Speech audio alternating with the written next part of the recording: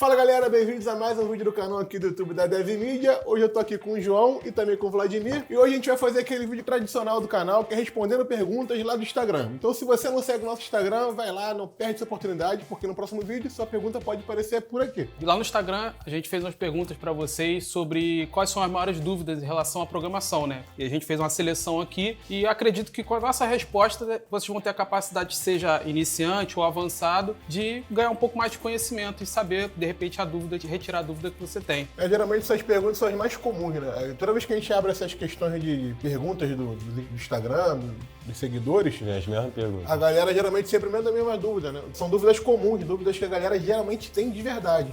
Dando um exemplo meu, de quando eu era estudante ainda na área, era uma parada que parecia que virava um ciclo, tá ligado? Toda vez que você começava a estudar, mas aí você, por exemplo, pegava um vídeo, um podcast, alguém falando alguma coisa assim de tipo, pô, Java é maneiro por causa disso, PHP é maneiro por causa disso. Aí você gerava uma dúvida, tipo assim, pô, tô estudando JavaScript, será que não é melhor começar pelo PHP? Não, pode crer, pode crer. O cara que tá iniciante, ele não sabe uma trilha pra seguir, né? E ele está sempre inseguro daquilo que ele tá fazendo, tá ligado? E o maior barato é que às vezes a gente fazendo a seleção de perguntas aqui, eu me via, tá ligado? Nessas mesmas dúvidas aqui no começo da carreira. Também interessante ver que, tipo, o comportamento ele meio que é parecido, né? É meio que padronizado. Mó barato. Aproveitando que o Fernando falou do Instagram, temos todas as outras redes sociais, LinkedIn, TikTok, Instagram, Twitter, então segue a gente em todas as redes Só o sociais. Instagram duas vezes.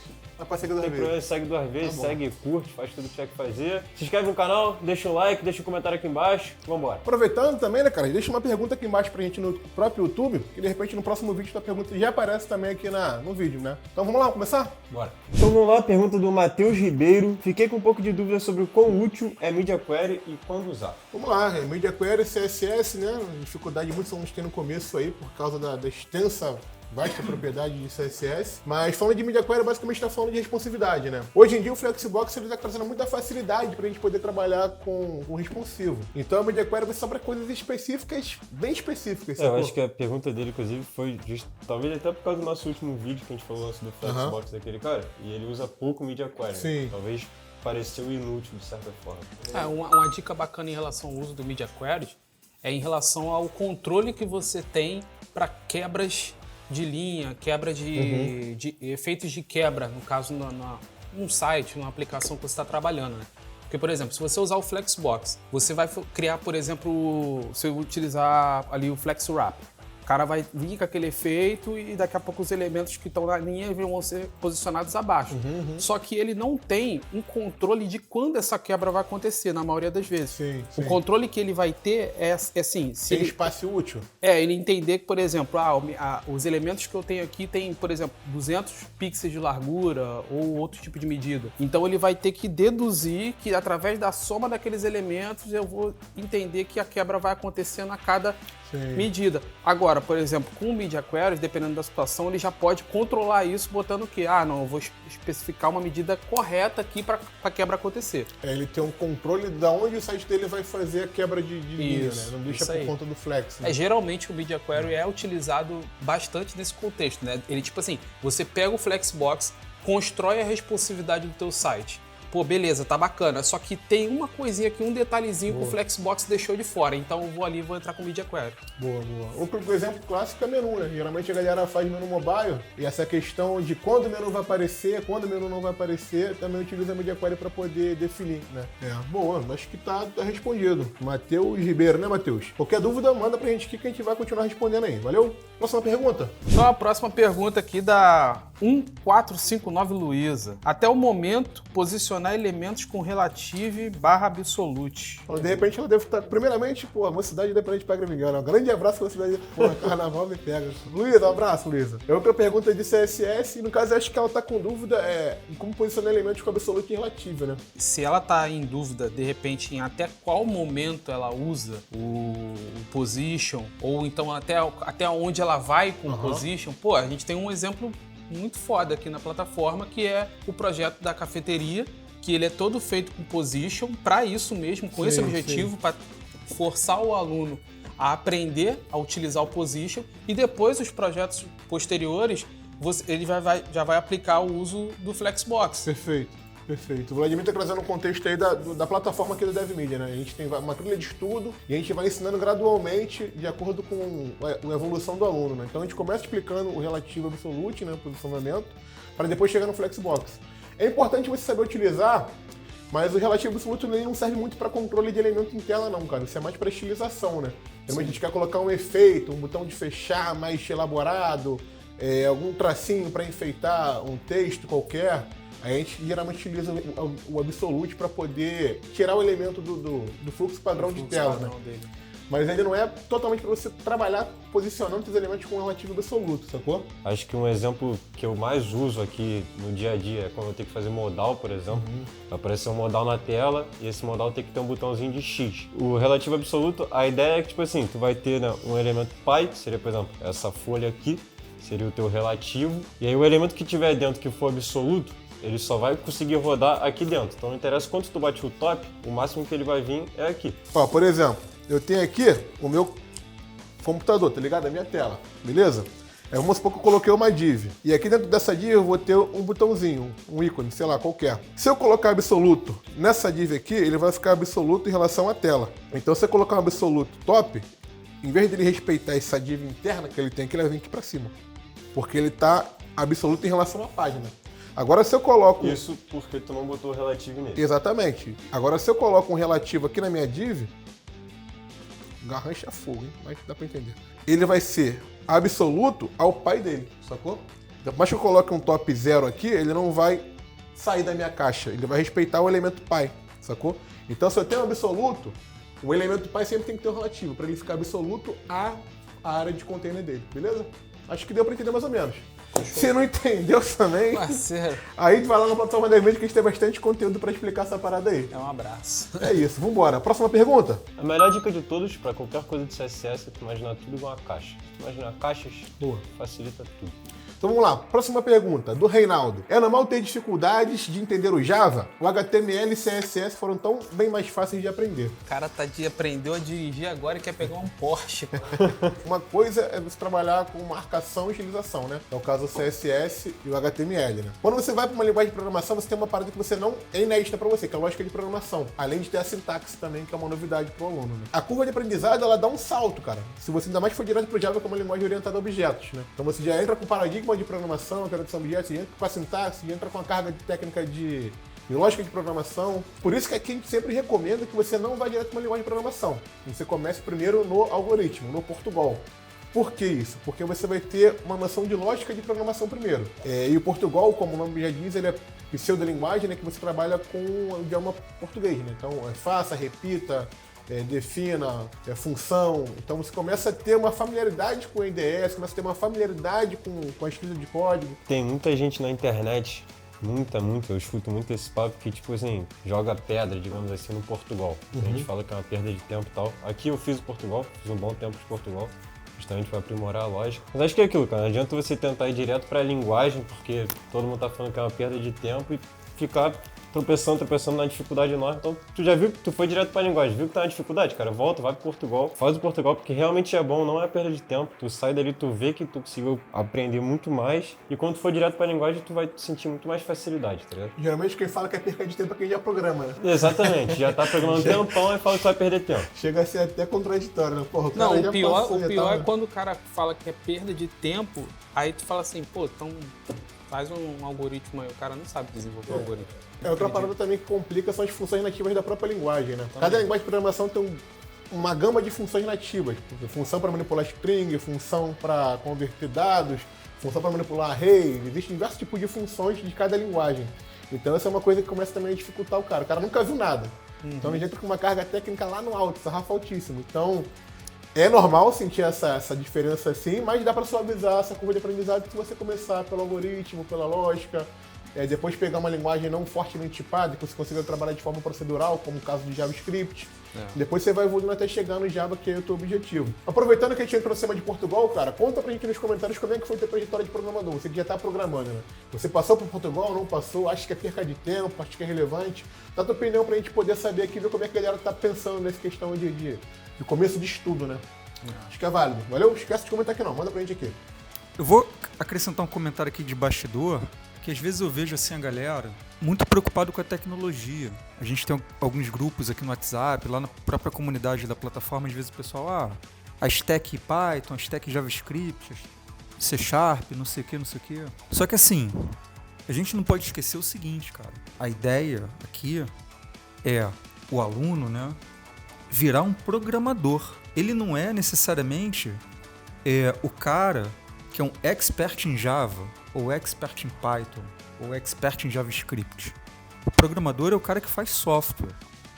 Sacou? Eu acho que às vezes a galera esquece isso. E fica num loop de estudo infinito, estudando linguagem, mas e aí, cara, faz um sistema aí. Aí o cara não faz, porque ele passa a vida estudando sintaxe, entendeu? A tecnologia, ela é um meio. Quem sabe programar, vai programar em qualquer coisa. Tanto que o papel da DevMedia, a gente ensina JavaScript porque a gente entende com a nossa experiência que esse é o caminho mais rápido. Mas depois que você se tornar um programador fluente em JavaScript, você vai programar em qualquer coisa, cara. C Sharp, PHP, Python, etc. O objetivo não é você dominar 20 linguagens, cara. O objetivo é você ser capaz de fazer qualquer software, tá? Então esse é o comentário aí que eu vou agregar para a galera não se perder nessa imensidão de estudo e esquecer do objetivo, que é produzir resultado. E o que é produzir resultado? É software no ar, é software rodando, é usuário usando, cara. Agreguei aí, ou não? Pegou essa reflexão do nosso CEO? Porra, não deixe pra amanhã o software que você pode fazer hoje. Acho que deixou onda. Porra, Próxima pergunta, Vai. do Samuel04. Para um dev, é necessário dominar o banco de dados ou tendo uma base dá pra trabalhar? O que você chama de base? Eu te pergunto aí, mano. Porque às vezes base é o quê? Fazer um select simples? Essa palavra de banco de dados é fogo que muita gente se ingessa no framework, né? O framework hoje em dia é muito fácil de trabalhar com banco de dados. Você precisa criar uma linha de SQL. Você chama as funções e ele vai fazendo toda a magia por debaixo dos panos. Né? Porra, deve ser bonzão. O Laravel é uma coisa, o mel na chupeta, mas se você precisar fazer alguma coisa que ele não tem ali, você precisa meter lá um SQL mais sofisticado, tá lascado se você não souber, tá ligado? Putz, estou lascado. Imagino eu que o caso dele não é tipo assim, não é alguém que quer ser back-end. Ele deve ou querer ser um front, ou tipo, só mexe no banco assim se precisar muito, pá. Se você for um programador front-end e você não tem o menor interesse algum em ir pra carreira de back-end, ok, você não precisa saber, você não precisa ter uma noção completa de banco de dados. O basiquinho você vai desenrolar, porque o programador front-end não faz tanta consulta manipulando a base, né? Ele só faz a integração com a API e os dados, a magia é quem faz a aplicação back-end. Agora, se você for um programador back-end, cara, é muito importante que você tenha conhecimento, sim, um conhecimento mais sólido em banco de dados, né? Então, beleza, Samu, tamo junto, obrigado pela resposta aí. Pela pergunta, né? Quem respondeu foi a gente, no caso. Próxima pergunta é do F. Velton. Como saber se está preparado para a primeira vaga? No meu caso, né? No meu caso, seria uma vaga para Dev Júnior. Diga, recrutador. Cara, a primeira coisa aqui é saber qual área ele vai seguir, né? Se é front-end, se é back-end, se é mobile. E, de fato, saber se ele está preparado para uma vaga, a gente faz a pergunta para você. Já fez um projeto? Você consegue criar um projeto com a tecnologia que você está se colocando lá para vaga? A primeira base é essa, porque como é que eu vou te empregar se você não tem nenhum projeto feito? Sacou? Como é que eu vou comprovar teu conhecimento técnico se você até hoje não entregou nada para a sociedade, sacou?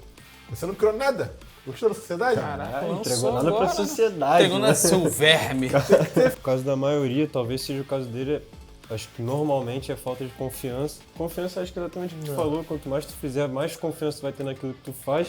E aí você mesmo vai se sentir preparado, tá ligado? Acho que hoje em dia, por exemplo, a parada que eu tenho menos confiança de mexer realmente com banco de dados, com SQL. Porque eu tenho noção que foi o que eu menos pratiquei várias vezes, tá ligado? Todo o resto eu fiz muitas vezes. SQL eu fiz um pouco menos, então eu tenho menos confiança em mim mesmo mexendo nisso, tá ligado? Então acho que quanto mais tu fizer as paradas, mais tu vai ganhar confiança e mais tu vai se sentir preparado pra fazer qualquer sistema. Cara, mas eu acho que é uma situação que não existe, cara. Ninguém vai estar... Me diz alguém que falou que, não, agora eu tô preparado pra entrar no mercado. Você simplesmente se joga, cara. Ali você estudou pra caramba. Pô. Você simplesmente joga, cara. Vai. Você acha que realmente tá preparado? Eu vou dar o meu exemplo. Eu não achei que eu tava preparado. Essa parada é delicada pra caralho, né? Porque são várias coisas que influenciam. A primeira coisa é o teu conhecimento técnico. O que você já fez de projeto dessa tecnologia? Você já conseguiu fazer? Se você conseguiu fazer projeto, você consegue fazer qualquer tipo de projeto. Então, em tese, você tá pronto, tá ligado? Então, em relação técnica é isso. Quantos tipos de projetos eu fiz, tá ligado? Qual é a minha... Quantas horas de voo tem um projeto, sacou? E às vezes a galera tem até dúvida, né? Que às vezes, tipo, o cara vê lá uma tecnologia React, por exemplo. Programa em React pra caralho. Faz a explicação completa em React, mas tem lá um tal de Style Component, que eu nunca vi isso na vida. Vai chegar lá e desenrola. Olha, eu tenho uma bagagem de React, tem aqui meus projetos em React, tem aqui tudo funcionando, tudo bonitinho. Style de Component é uma parada que eu ainda não estudei a fundo. Mas eu vou estudar, se você me dá um tempo pra isso. Me dá uma semana que eu vou fazer aqui, sacou? Porque o mercado às vezes tá tão carente de profissional capacitado, que às vezes se você não tem determinado requisito da vaga, mas se você manda muito bem na base, na tecnologia principal, o cara tá te dando uma oportunidade de aprender lá dentro, tá ligado? Porque a carência de profissional tá grande. E você aí, cara, como é que foi o teu processo de repente, contratação, entrevista, se você já tá trabalhando ou não? Deixa nos comentários aí, fala com a gente pra gente poder dividir com a galera, de repente vai ajudar um cara que tá querendo correr atrás do emprego dele. Boa, legal. Deixa eu ver como é que foi o comecinho de trajetória de cada programador que tá aqui no nosso YouTube vendo esse vídeo, né? Boa, legal. Próxima pergunta é do Anderson. Ele perguntou qual é a hora certa pra aprender inglês. Tu lançou essa? 4, como é que o Faustão fala, viado? 7h37. Ô, louco, meu! Nossa, imitador.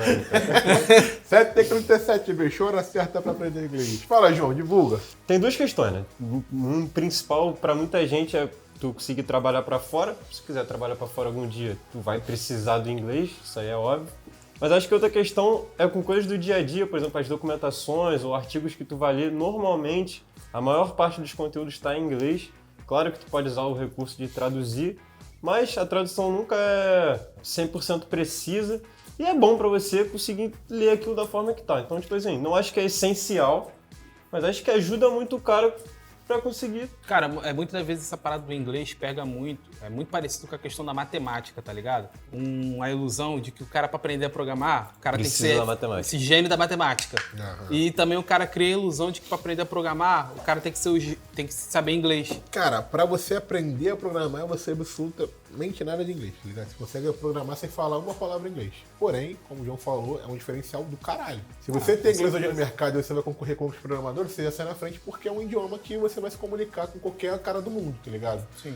Pra trabalhar no exterior, fundamental. Você não consegue trabalhar no exterior se você não souber inglês. Também você trabalha em Portugal, mesmo assim os caras de repente vão querer inglês. Ora, pus. Então é isso, cara. Você já tem como se fosse uma especialização, né? Não é essencial, mas ajuda. Um diferencial, um bom diferencial, né? Se você tá focado na programação, você já tá confiante na programação e tem oportunidade de tempo de fazer inglês, faz que vai só te ajudar, né? Não vai te prejudicar. A hora certa... A hora certa é 7h37. Então é isso aí, cara. A gente respondeu bastante perguntas aqui. Foi um papo bem maneiro, bem legal, bem produtivo. Espero que vocês tenham gostado também. Aproveitando, já deixa a tua pergunta aqui nesse vídeo aqui, porque o próximo vídeo a gente vai pegar as perguntas desse vídeo. No próximo vídeo a gente vai pegar as perguntas desse vídeo.